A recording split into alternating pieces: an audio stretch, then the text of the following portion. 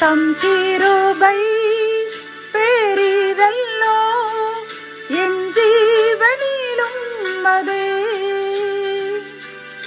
இம்மட்டும் காத்ததுவே இன்னும் தேவை கிருபை தாருமே இன்னும் தேவை கிருபை தாருமே. தேவனுக்கே மகிமை உண்டாவதாக.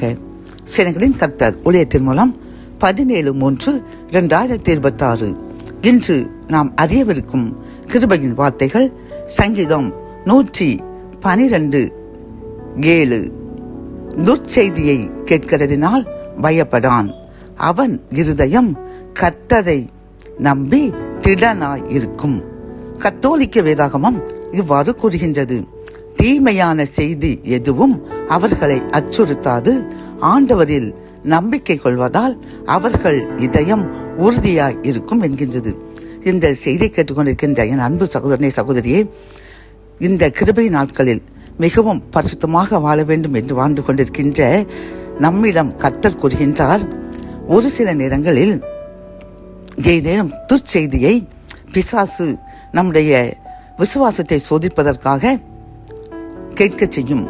அப்படி கேட்கும் பொழுது பிறர்க்கு தீங்கு நடப்பது போன்று நமக்கும் நடந்து விடுமோ என்று நம் இதயம் துவள வேண்டாம், கவலைப்பட வேண்டாம்.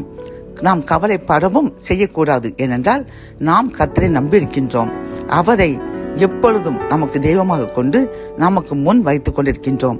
அப்படி இருக்கும் பொழுது பிறருக்கு ஒன்று நடந்து விட்டது போல் நமக்கும் நடந்துவிடும் என்று நாம் நினைக்கவே கூடாது. ஏனென்றால் கர்த்தர் அப்படிப்பட்ட காரியங்களை நமக்கும் நம் சந்ததிகளுக்கும் வரவிடவே மாட்டேன் என்று நம்பிக்கையாக இருங்கள். நான் உங்களை கைவிட மாட்டேன், உங்களை விட்டு விலக மாட்டேன் என்று நம்பிக்கையாக இருந்து திட மனதாக இருந்து அவர் மேல் விசுவாசமாக இருக்க வேண்டும் என்று ஆலோசனை கூறுகின்றார் பிரியமானவர்களே. ஆகவே நீங்கள் கவலைப்பட வேண்டாம். ஏதேனும் துர்ச்செய்திகளை கேட்கும் பொழுது அதன்படி நமக்கு நடந்து விடுமோ அல்லது நம் காரியங்கள் தோல்வியாய் முடிந்து விடுமோ என்று கவலைப்படாதீர்கள். கர்த்தர் கண்டிப்பாக நம்மோடு இருந்து அவரை மட்டுமே நம்பி திட மனதாய் நாம் இருக்கும் பொழுது நாம் பயப்படுகின்ற துர்ச்செய்தியை கேட்டு கலங்கிக் கொண்டிருக்கின்ற அந்த காரியத்தில் நமக்கு எந்த தீங்கும் நேரிடாமல் நம்மையும் நம் சந்ததிகளையும் பாதுகாத்து நமக்கு வெற்றி தந்து நம்மை உயர்த்தி எதிரிகள் மத்தியில் நம்மை தலைநிமிர்ந்து நடக்க செய்வார். ஜபம். என் அன்பு தகப்பனை, இந்த கிருபையின் வார்த்தைகள் மூலமாக அப்பா உண்மையை நம்பிக்கொண்டிருக்கின்ற எங்களுக்கு நீர் கூறுகின்ற இந்த அருமையான கிருபையின் வார்த்தைக்காக நன்றி அப்பா. பிற துர்ச்செய்திகளை கேட்கிறதினால் நாங்கள் ஏதேனும் பயப்படக்கூடாது. உம்மை நம்பி நாங்கள் திட நம்பிக்கையாக இருக்க வேண்டும்.